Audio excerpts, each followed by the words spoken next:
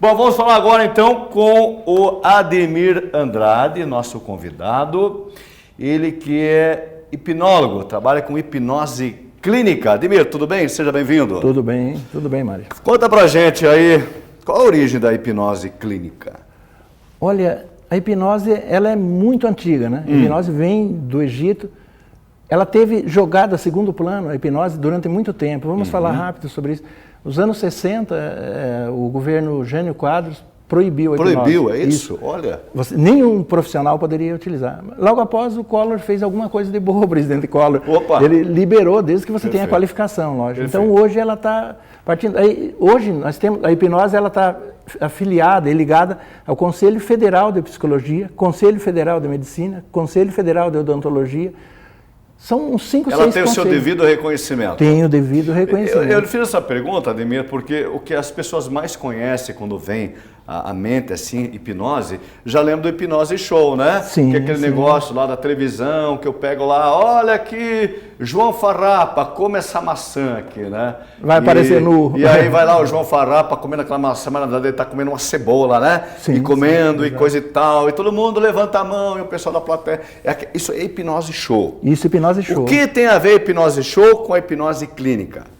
A hipnose show e a hipnose clínica é a mesma, só usado em funções, em atos diferentes. Ok. Mas ela é a mesma hipnose. O sujeito que consegue fazer você comer uma maçã, pensando, uma cebola pensando que é uma maçã, a mesma coisa. O princípio básico da hipnose, com o objetivo de tratar as diversas mazelas humanas, é o quê? É o subconsciente? Como é que funciona? Pergunta que o pessoal de casa iria fazer. Mas, meu caro hipnólogo, eu vou ficar à deriva nas mãos do hipnólogo? Ele vai poder bulinar todo o meu ser? Ele vai tirar dados, informações que eu não queira? Como é que é feito esse trabalho? Ou é de uma forma mais sutil que o paciente está ciente daquilo que está acontecendo? Gostei disso, Mário. Essa pergunta aí, ela quebra muitos tabus. Na verdade, o hipnólogo não tem poder sobre o paciente, ele só faz aquilo que o cliente interessa. Okay. Se você vai procurar um tratamento, ele vai te permitir você fazer o tratamento. Perfeito. Mas se eu falar, me assina um cheque de 50 mil reais, jamais tem esse poder. Acordei na hora!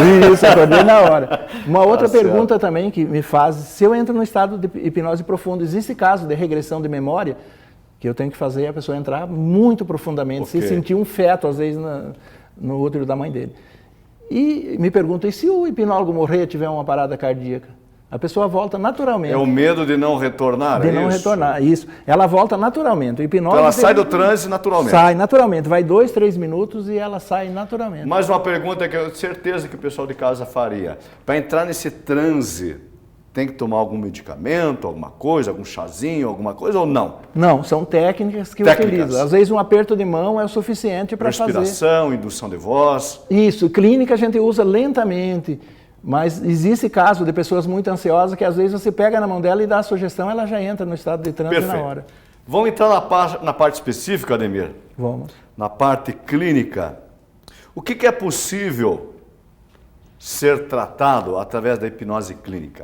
Cite alguns exemplos mais clássicos, por exemplo. Tudo que a doutora estava falando ali, trata-se às vezes em 1 ou 2 sessões. As diversas fobias humanas? As diversas fobias. Uma fobia, o bom hipnólogo, ele trata em 1 ou 2 sessões. Não importa a fobia. Então ele não vai ficar, a pessoa não vai ficar refém o resto da vida lá com o hipnólogo. Isso, lá. tratando o hipnólogo, não. É Início, 1 ou 2 meio sessões. e fim. Exato. Qualquer tratamento tem que ter isso. Tem, todos eles têm que ter. Você tem que saber quantas sessões você tem que ir. Okay. A gente não pode ter uma sessão aproximada, é 1 ou 2. No caso da obesidade, é o nosso carro-chefe. Obesidade. Né? Obesidade, são 4 sessões, é um programa de Então tratamento. vamos falar, já que se tratou de obesidade, que é algo assim bastante complexo, né? Sim. De falar de obesidade, todos nós sabemos que passa por diversos fatores, né? Sim. Emocional, endócrino, fatores genéticos e distúrbios N. Quando você fala em hipnose de emagrecimento, você está falando especificamente do quê? Olha, de todos os fatores, de todos os fatores, eu vou te explicar por quê. Por exemplo, o hormonal, que é o que tem, eu acho que é a glândula, né? Eu não me Isso. lembro agora, eu acho que é A glândula tireoide que faz tireoide, engordar, né? Isso. Que é um dos fatores que pode fazer com que a pessoa ganhe muito peso, né? Exato, diabetes. Diabetes. Como é que você trabalha essa questão especificamente clínica? Nós trabalhamos no emagrecer. Quando você emagrece, automaticamente a glândula entra em atividade e o diabetes não tem cura, como já sabe, mas ele passa a ser controlado. Pressão alta. Quando você perde o peso, você entra num estado já de naturalidade, embora aquilo esteja latente em você, né? Ele não está curado, o diabetes. Você vai emagrecer, vai controlar o diabetes. E você não vai voltar a ganhar peso quando você trabalha com hipnose, porque existe uma reprogramação mental, né? A reprogramação mental, o que seria? Você tem o computador de casa, você programa ele para alguma coisa, ele vai executar sempre a mesma coisa. Perfeito. Então, digamos que a tua altura, você tem 1,70 m, teu peso ideal seria 70 kg. Então, durante todas as sessões, nós vamos programar na tua mente 70 kg. E ele fica com um norte ali. Você pode passar 2 quilos... Então não adianta a pessoa, por exemplo, estou aqui conjecturando, né? Estamos aqui conjecturando. Sim. Não adianta ela passar por uma bariátrica, mas a cabeça continuar obesa? Sim. Seria mais ou menos isso? E interessante isso que você falou. Tem o sujeito que tem a mente pobre e o sujeito mente rica, mais ou menos parecido. No caso, a gorda, o sujeito que tem a mente gorda, ele vai fazer academia, vai emagrecer e depois volta de novo. Perfeito. Você pegou um fator, a mente pobre e a mente rica. Tem pessoas que têm aquela síndrome de eu nasci para sofrer, né? Sim, exatamente. É isso? Exato. Isso aqui, o chamado... Como é que é? O pessoal que trabalha com coach gosta muito disso como é que é o... Eu não me lembro agora. Aquele senso de culpa, né? Isso, autossabotagem. Autossabotagem, eu não mereço. E ela fica passando o resto da vida, se prepara para ir lá, por exemplo, prestar um vestibular, não passa. Sim. Vai lá fazer um curso no Detran para tirar a carteira, não passa. Ela está se autossabotando. Autossabotando. São as crenças que você cria. Crenças né? limitantes. Isso, você cria as crenças.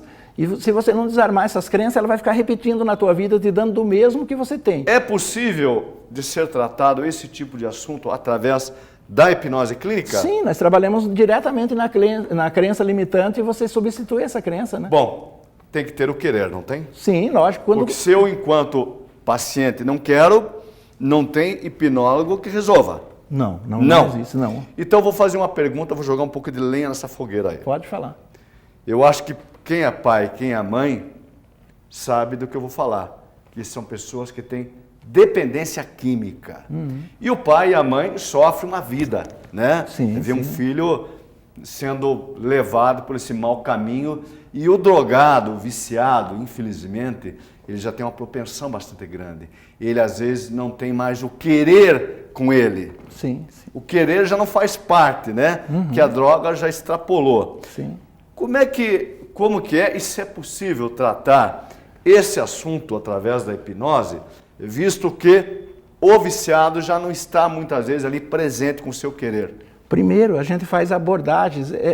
Precisa que a família leve ele até o terapeuta e o terapeuta vai ter que persuadir ele para que ele comece de alguma forma a se interessar, exato. Porque a droga destrói o lóbulo frontal e é ali que está a vontade. Mas pode ser reconstruída. Tem a coisa chamada neuroplasia, onde ela refaz todas as células, todos os neurônios, através de práticas específicas ou de medicamento. No caso, o hipnólogo não trabalha com medicamento, mas o psiquiatra trabalha, né? Perfeito. Então, começa isso. Vou te falar sobre o emagrecer. Nós tratamos durante 5 anos, nos últimos 5 anos, muito mais de 300 pessoas. 95% das pessoas conseguem um resultado bom, positivo. Isso. E os 5% não. Por quê?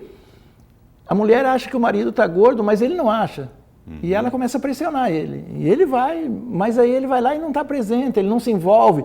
E aí dá resultado. A droga, a mesma coisa. Cabe ao terapeuta persuadir essa pessoa e começar a trabalhar com as linhas da dor e do prazer. E colocar para ele. Se você começar a usar droga, você vai morrer amanhã, você sabe, isso a gente joga escolha muitas vezes. Isso, e aí você mostra para ele o caminho que ele vai voltar para o seio da família e conviver naturalmente, se ele optar por um tratamento legal. Bom, esse foi um pequeno resumo, né, para você conhecer um pouco mais da hipnose. Qual o contato? Você tem Facebook, rede social? Como é que é? Nós temos, o meu Facebook, eu tenho uma página chamada Terapia Holística Curitiba. Ok. E tenho o contato, WhatsApp, que é 99630-9271. Ok. Então lá no Face está como Terapia Holística Curitiba, que Terapia é a nossa pequena Curitiba. empresa, né? Fica mais fácil, né? Entra lá que você quiser conhecer um pouco mais sobre a hipnose. Como é que é? Hipnose Holística Curitiba? Terapia Holística Curitiba. Terapia Holística Curitiba. Isso. Porque nós trabalhamos com mais tipos de terapia, né? Obrigado, viu? Muito meu amigo. Obrigado.